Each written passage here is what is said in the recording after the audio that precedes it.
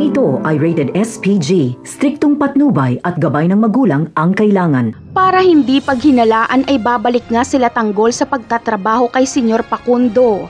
Pero sa pagkakataong ito ay hindi papayag sila Tanggol na siswelduhan lang sila. Dahil ang gusto ni Tanggol ay may porsyento sila sa bawat kikitain ni Senyor Facundo sa mga transaksyon na kasama sila Tanggol. Sa ganitong pamamaraan ay kikita at yayaman sila Tanggol. Dahil kahati na nila si Senyor Facundo at para na ring business partner ni Senyor Facundo si Tanggol. Wala namang magagawa si Senyor Facundo at Marcelo kundi pumayag sa gusto ni Tanggol.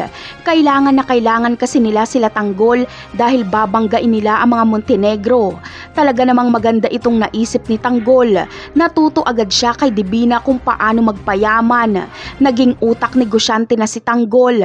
Pero kapag malaman ni Tanggol na itong si Ramon Montenegro ay ang naging asawa ni Mokang ay kahit walang bayad ay itutumba niya ito.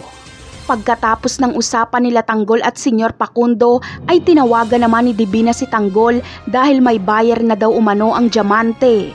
Kaya makikipagkita sila Tanggol at Divina sa buyer ng diamante pero set up pala ito.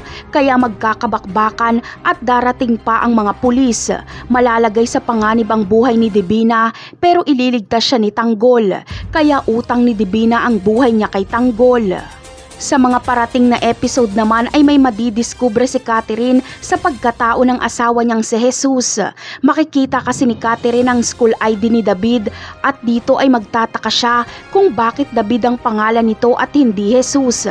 Kaya kapag ipakita ni Catherine kay Ramon ang ID ni David ay katapusan na ng maliligayang araw ni David at Olga. Napakarami pa nating dapat abangan sa mga susunod na episode. Paalam!